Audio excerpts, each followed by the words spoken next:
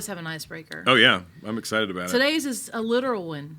My question for you, Josh, as I asked when I came in, and I still haven't gotten an answer, why is it so cold in Birmingham, Alabama? Why is it so cold? I don't want to approach this. Do you have any research? No, I don't. You don't. I know you don't like when I look at your computer. I will tell you that I think there's probably a meteorological reason, but I think it's something different. Oh. I think it's different. Before you get too far along in your conjecture, does it involve aliens? It doesn't involve aliens. Okay. I think it actually involves the Titans losing their playoff game. Oh, that was sad, wasn't it? That was dark. That was a dark day.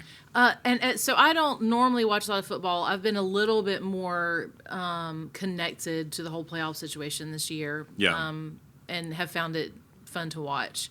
And I'm amazed at how many of the playoff games this weekend, 3 points within the last 60 seconds. Heartbreakers. And no home teams won, I believe. I didn't pick up on that. Oh, no, the Chiefs did end up winning, which is awful too. But yeah, that's, the good thing is I did win my fantasy football league.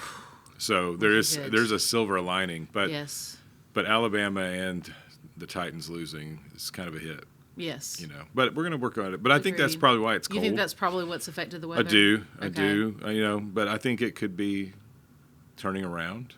So Green Bay ended up losing. Is that correct? Do I remember? That is true. Do you think that is part of the problem? Do you think that is their vengeance on I didn't think about that because they are cold. When I saw this, it was the Green Bay game, and I'm trying to remember what the other one was. The Green Bay game was the one where it snowed, right? Yeah. Okay. Well, I think it was the Patriots game the previous week, maybe. I can't remember. Okay. But when I saw that it was 0, and it felt like below 0, I turned to Ken and I said, I just want you to know. I know it's probably a little late for you to start a football career, but it would be a stretch for me. Right. Even for you, if we had a son, which we don't, it would be a stretch. And beyond that, I wouldn't even consider being there live. Yeah. Son-in-laws, grandkids. I wouldn't be there. I've been to a lot of cold Titans games. So growing up, we went to all the Titans. Are we talking 0? Feels like -7. I'm talking negative degrees. Snow on you. I don't understand it. Snow falling on the there was a Christmas Day game that was probably the coldest. My dad could correct me, but I believe the Christmas Day game was the coldest I've ever been. And you had to rotate. You could only stay outside for a while. Then you had to go to the bathrooms because they were like overheated. Mm-hmm. So you could thaw out in there. Literally thawing. Come back out. But your feet were frozen, so people were like, because it's concrete, so you had to put stuff to stand on or your toes would actually get really cold. I just don't know that they're... But the snow was like accumulating all around us while we watched the game. I think they won. I don't think that there is a sport that requires my being there. Under those circumstances. Well, I went to I went to a lot of high school events, sporting events when I was the student pastor here at Valleydale, and I say here because we're here. I was shocked when I went to early soccer games, and everybody who's had a kid on the team for a while knew to bring their space heater. Yes. So they all had like little space heaters sitting in front of them with like blanket. Everybody had a different contraption. But then you could tell like the new parents, it's at night. They had just built a fire out of what they could find. They were all huddled up. They chopped up some old bleachers. Yes. They were probably actually like sitting in their car hoping they could see far enough. But man, it was really cold. And the kids, because teenagers think it's funny, they're like watching the game with no shirts on. And I assume they're not with us anymore. And that's sad. It's one of the ways that they just weed that stuff out. And I was shocked too. And again, like I've run in the cold. I've been for a run when it's very, very cold. At least you're doing something though. And my my sweat actually like frosted up on my beanie. I've done that, and I haven't done it often because it was such a terrible experience. Yeah. So when I see the guys out on the field, I get it, they're moving around. But they also stand around a lot, let's be honest. They do. With nothing on their arms, I cannot conceive of it. I do not understand how they are functioning. With that. So the coldest I've ever been was, we were in Canada, and my dad used to have to go up there to do some work, and so we went up with them, and it was -40 degrees. So it was dangerous to go from building to building.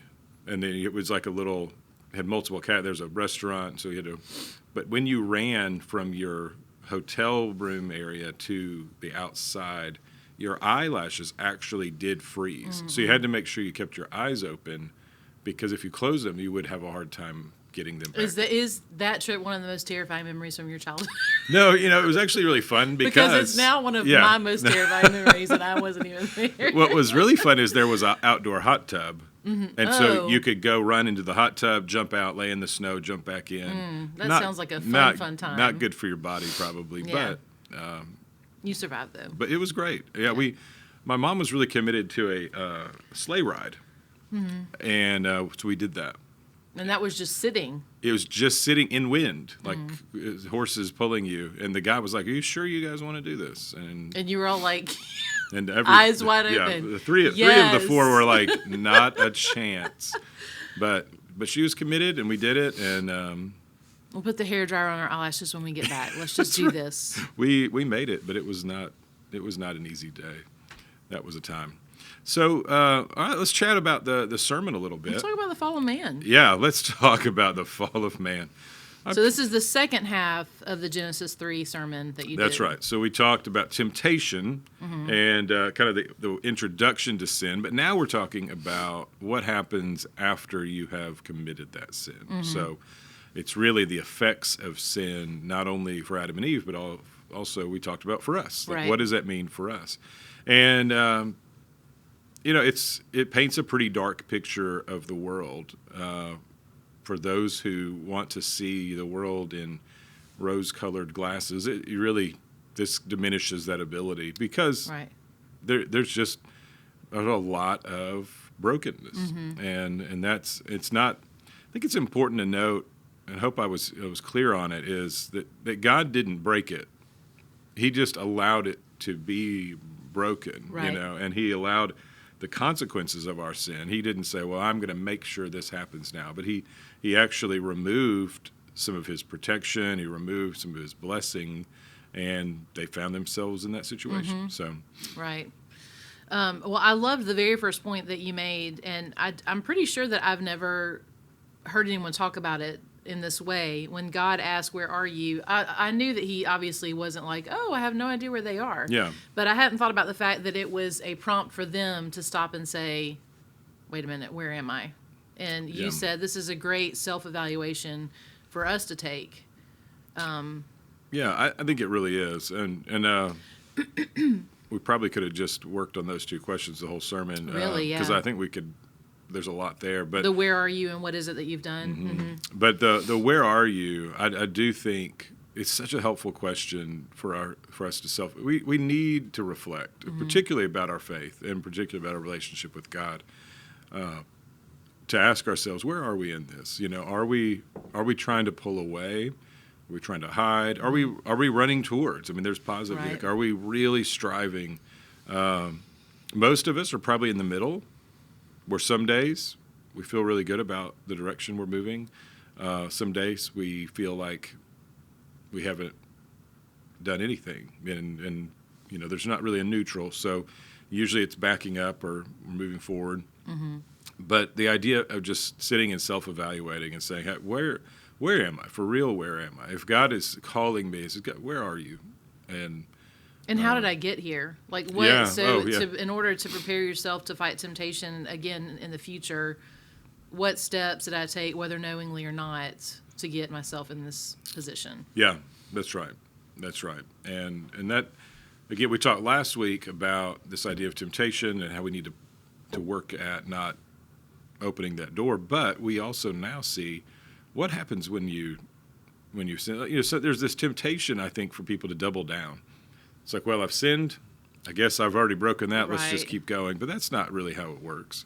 That's not what God is calling us to do at all.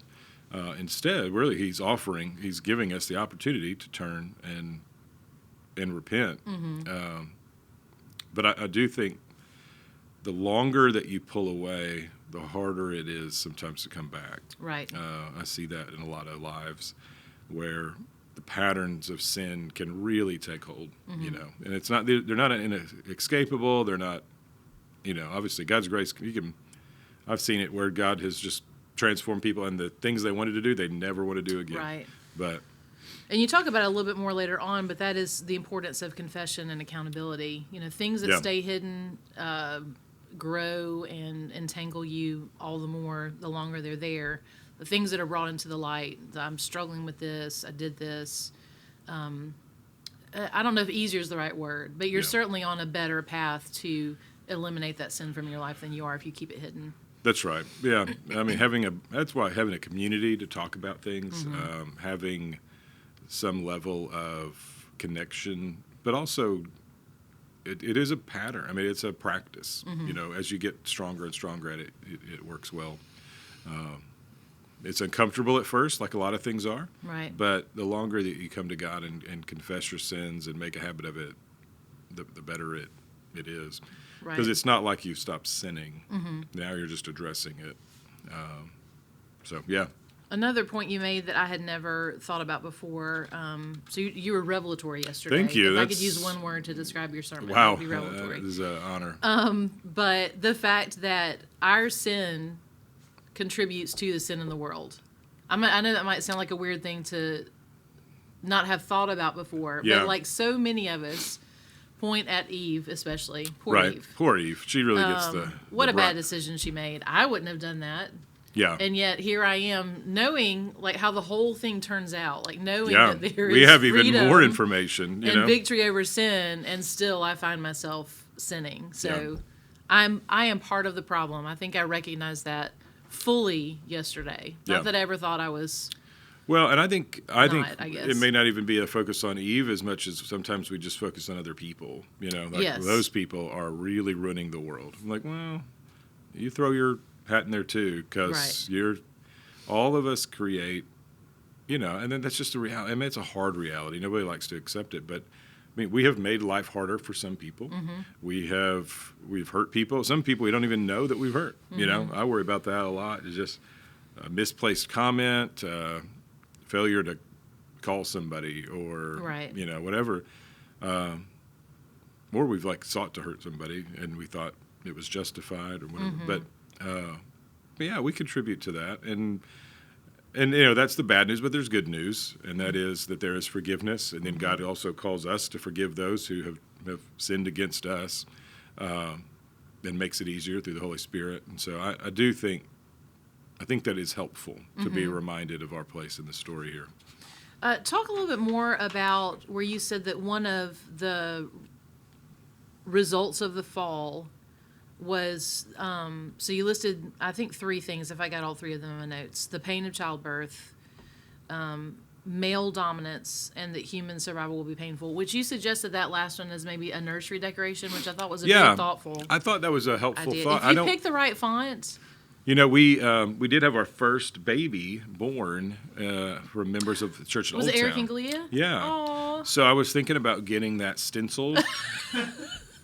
That's Hobby Lobby probably already has that. I would check there first before you get into trouble of having someone do a custom. I haven't been there. I don't know how we would summarize it. Probably human survival will be a painful experience ending in death. That's how I worded it. Maybe some thorns incorporated into the design. Some thorns. Maybe a little fire. Just kind of a bad vibe. Yeah, or just I see more of like a wasteland desert, kind of cracked ground, and then it's just with a good font. I don't know what font you go with. Probably something a little. I mean, papyrus. You can never go wrong with, Josh. I agree with that. You should know this by now. Yeah. Brody agrees, which is why he just. Yeah. That was just a joyful sound he just made. He was like, yes. Yeah. So I'll look into that. I think maybe we could start doing like phone screensavers. That's kind of cool. Yeah. And we could put that on there. We'll just brand them with a little Church at Old Town flair. I don't know why we wouldn't. Yeah. Yeah. Like and share, guys. Like and share. Yes. So I, just to make you super uncomfortable and feel like you're put on the spot. Okay. Tell me more about the male dominance. Thank you. You know, I'm interested to know why that's a product of the fall. Was he put? Yeah. Do you feel like he was put over as a result of Eve's failure? So I think I don't think I don't think in this situation God didn't ordain that. I think it comes to a matter of physical strength and size, and mostly that, and then also it's probably superior just that. intelligence. I mean, no. Did you say superior intelligence? Stop. Delete. How do you do that? Like minus 10 seconds. So no, I really think it has more to do in this situation. It has more to do with just the physical nature of men, and it begins a pattern of this. Now, throughout the Bible, there's other examples of where the man is mentioned as kind of the head of the household or the leader of faith, and those passages inform that. But this is a curse. Like, this is not the curse to them, but the world is being broken. This is a picture of brokenness, and so this is not something we want to model. You don't if you're looking at complementarian theology, this isn't where you want to start, because this is actually negative. Right, which is why in the context of it being one of the righteous judgments, I was just interested to hear you talk a little more about that. Yeah, because nobody wants to be dominated, and nobody wants to strive. I mean, this is a striving. It's not even it's a battle. It's not even the end. Right. You just keep arguing and battling who is going to have more authority, and so that, there's ways to do that. One of the books I read was really helpful, just talking about how the New Testament actually helps us navigate this reality. So it's not defining a reality. It is saying this is a reality. It's not saying it's prescriptive like what we need It wasn't to do. The design. It wasn't the original design. I mean, really, they were supposed to complement one another, function together.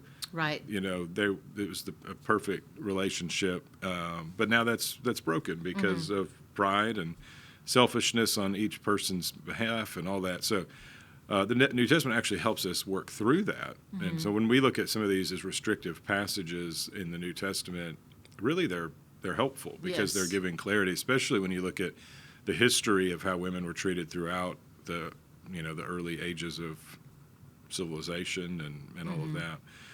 So I do think it is sometimes misused because they're like, well, I'm supposed to be dominant. That's what God said to do, Right. But that's kind of like saying, well, I'm not, the ground is supposed to be hard to farm because God wanted it to be that way. That's not what was happening. And how true is that? Like, I am not a farmer. Yeah.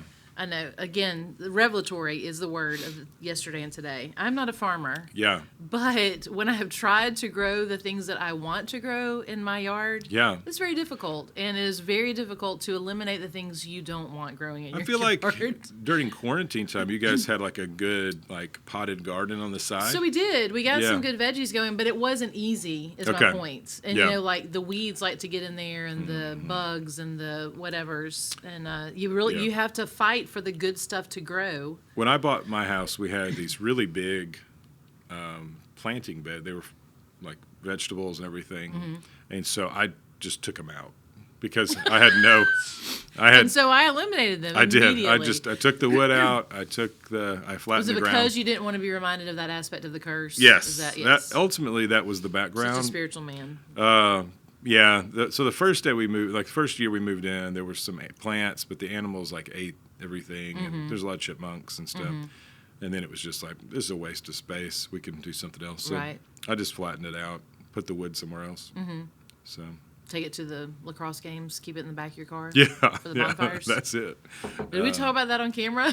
People might wonder what in the world that's about. I think it's a long story. We talked about it. It was during the cold part. Okay. Yeah. All right. So can we go ahead and skip to the end because always I love. Can we fast forward to the next 20 minutes of your sermon? No.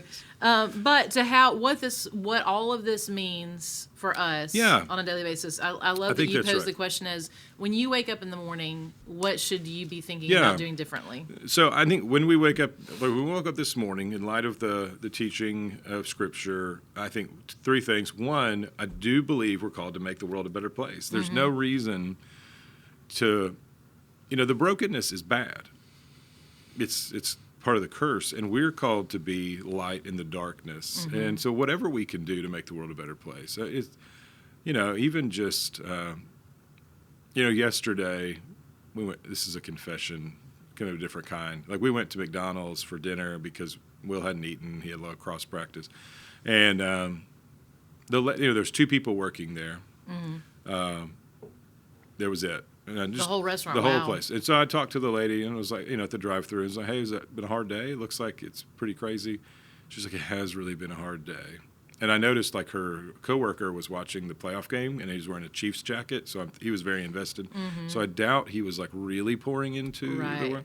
So but just that interaction, you could see her just kind of take a deep breath. Like, thank you for recognizing that, and not just yelling at me because I'm not working fast enough. You have acknowledged my humanity. Now, did it take a really long time for just a 10-piece nugget? Probably. Yeah, it did. And were they out of Sprite? Fanta? Did they not have Powerade? Were they out of other drinks? Yeah, they were. Right. Did we have to get bottled water? Yeah, that was weird. Was it probably better for you? That's what I told her. They're out of, yes. Yeah, she didn't.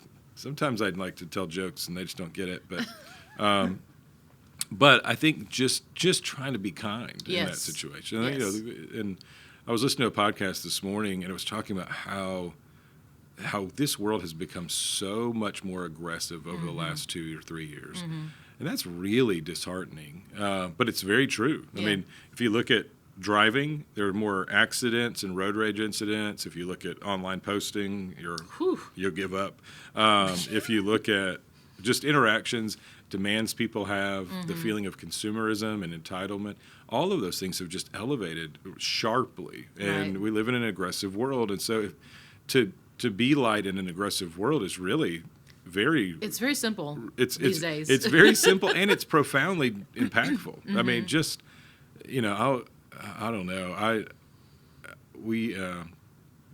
The positive side, and this is kind of the whole thing, the positive side is when the world looks this dark, the light does shine brighter. Yes. And we have the ability to do that, whether it's being kind to the lady at the drive-thru, or whether it's being patient online, or whether it's just simply choosing to be kind. We can make the world a better place, and even investing in broken things, working with local agencies and local ministries, taking care of people. That's something we're really, I really want to pour into at the Church of Old Town, is to help us get invested in the lives of our community, whether that's helping provide food for people who don't have food and all of that.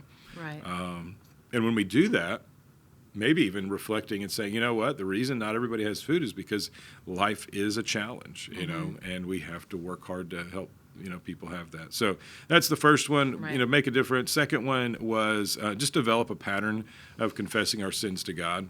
Mm-hmm. I think that's so important because it's just a part of our relationship with Him, right. And I understand you are forgiven. That forgiveness goes past and future when you are saved, but that still has the maintenance of that relationship and confessing our sins to Him. Just essentially, it's kind of similar. If in a marriage, I always hate to.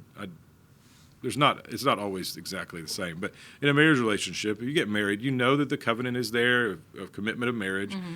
But if you continually do something that's obnoxious but never admit to it, and everybody knows it, then that relationship is going to struggle a little bit, especially if you just ignore it. Right. I mean, it's probably just as bad if you keep saying, yeah, sorry, and you keep doing it. But, yeah.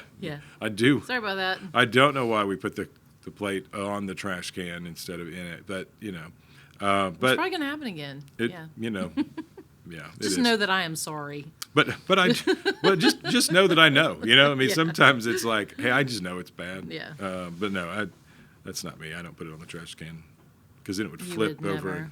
Never. Now, on the counter by the trash can, that's a different story. So that was the second thing. Just confess our sins to God. And then the last one is just as we go to sleep at night, reminding ourselves that we are forgiven, that forgiven. Sometimes we can play back the day and think, I wish I would have done that, or I wish I would have done that. And that kind of regret is not helpful, right? Ultimately, and especially when it comes to worrying about what God thinks about you, you can let that go, and just say, "Hey, I don't have to worry," and just go to sleep. I mean, there's plenty of times where I wish I would have done a better job during the day or wish I would have done more. And the beauty of grace and mercy is there's new mercies every day. Right. So when you wake up the next morning, you had another chance, and you keep plugging away at it. Right. That's a good word. Thank God for that. New mercies every morning. Well, good. All right. So you were saying earlier, we already talked about it a little bit, Cain and Abel. So next week, Cain and Abel, we'll talk about worship in particular, and ordered worship and disordered worship. And then we'll talk about Noah after that, which will be fun. Yeah. So it's a 4-week stretch of sin, but it turns around. That's the good news. Yes. There's always a silver lining because God never lets things hit rock bottom. Yes. Even when the world is flooded. But yeah, so that'll be awesome. And then we have a new members class coming up on February 6th. Okay. It's going to be a lunch because we want to make sure people who don't really feel comfortable coming out at night can do that. Right. Also, just trying to change it up a little bit. But I am offering now if people want to do lunch in like it's like a one-on-one kind of thing. We have people who have been there from the June 6th, call them June Sixers. We have June Sixers, and they still haven't been able to come because it's just the timing hasn't worked out or whatever. So I think we're going to have to we're just going to bring it to them. It's going to be a portable class. We'll figure that out because every week, every time we have it, every month, we have people joining, and that's exciting. But we want to make sure everybody feels connected. And we talked a lot about ministry teams yesterday, still working. Our hope is by the end of this week to have pretty good shape to all of those teams and start running with it. I'm excited just to plug people into ministry and help them start growing in that way and help others. So that'll be great. Speaking of which, we do have an opening on this coming Sunday, January the 30th, for a piano player. Oh, wow. So if somebody's ready to come out of hiding and... How hard is it to learn that pretty quick? On a scale of 1 to 10, I'd say in order to be fully comfortable, it's about a 10. Okay. Yeah, if you're starting from 0, yeah. Well, what if you're not? I mean, knowing what a piano is not 0. Then it's going to be a 9. Okay. You're going to be at a 9. I'm probably not going to do that then. I was going to learn it real fast. Yes, I appreciate that, the sentiment though. Yeah. So yes, we need to get the sign up for that on the website. I'm sure you'll send that to me later today. So we I can will. Get that, we'll get it up there. And then just how's the Apostles' Creed discussion going on Wednesday nights? That has been really good. Yeah. It's been so interesting. And what's interesting really is just discovering the ways that our theology connects with our lives in very practical ways. You know, it really does play out in a lot of ways, whether it's our worship, whether it's our last week we talked about God the Father, and just this idea of God being Father and how that does carry some baggage for some people as we try to work through that terminology and all of that. We talked a little bit about the Trinity. We talked a little bit about how we come to understand even how we weigh people's beliefs, and we say, well, that's actually heresy. That's fine. You know, that's orthodox and all of that. So, I like how casually you said that. That's actually heresy. Yeah, that's fine. Well, you know, it's more and more common these days. So they used to do turns some pretty out bad things to heretics, if I remember. They did. Yeah. Maybe if we started doing that, it'd get. But you know, now everybody's labeled a heretic if you just like change the paint color. So you got to be careful. That's true. You'd have a lot of problems. But yeah, I'm really excited about continuing that conversation. So we talked a little bit about Creator, all of that stuff, Almighty, and then we'll continue on this week. So it's been good. It's a really good discussion. It's designed to be a discussion, interaction kind of thing, and that helps me because I enjoy that more than just lecturing. And but it's been cool to hear some people's stories in the midst of that. Great. You know what I just realized? My screensaver on my computer is cold. It's very cold. I think if I put a beach on there, it's going to get hot. So. Okay, if you do that and that fixes everything, I'm going to be excited but also upset with you if you are the person who has brought... I just thought it was a really pretty like winter picture. But look, here's a picture of the desert, and we'll go with that. There's a better one. Okay. All right. All right. We'll see. Gold. Will I need my heater in my office today? Well, we're about to find out. No, it's probably going to be tropical. All right. Well, hey, guys, thanks so much for joining us. We'll see you later.